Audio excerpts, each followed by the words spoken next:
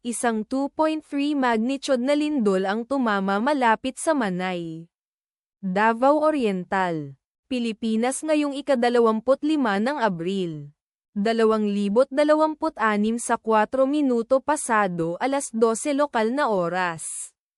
O noong ika-24 ng Abril, 2026 sa 15:42 Coordinated Universal Time. Tulad ng iniulat ng pagtuklas ng bulkan sa website nito, ang lindol ay matatagpuan sa napakababaw na lalim na 3.0 na kilometro sa ibaba ng ibabaw.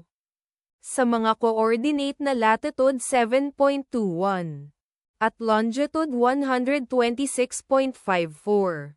Ang eksaktong magnitude, epicenter at lalim ng lindol ay maaaring baguhin sa loob ng susunod na ilang oras o minuto habang sinusuri ng mga seismologist ang data at pinipino ang kanilang mga kalkulasyon o habang inilalabas ng ibang mga ahensya ang kanilang ulat.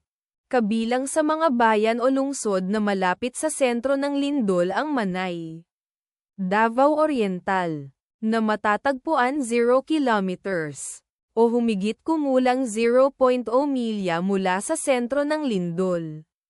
Mati, Davao Oriental, na matatagpuan sa 46 kilometers o humigit kumulang 28.5 milya ang layo. Lupon, Davao Oriental, na nasa 68 kilometers o humigit kumulang 42.2 milya ang layo. Governor Generoso, Davao Oriental, na nasa 80 kilometers o humigit kumulang 49.7 milya ang layo.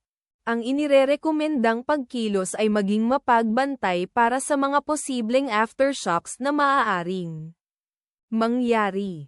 Ang taya ng panahon para sa lugar na malapit sa epicenter ngayong araw ay inaasahang maulap na papawirin sa buong araw na may posibleng mga bagyo. Ipagdasal natin na ang lindol na ito ay hindi magkaroon ng malaking epekto sa ating mga kapatid doon. At wala ng lindol. Amen.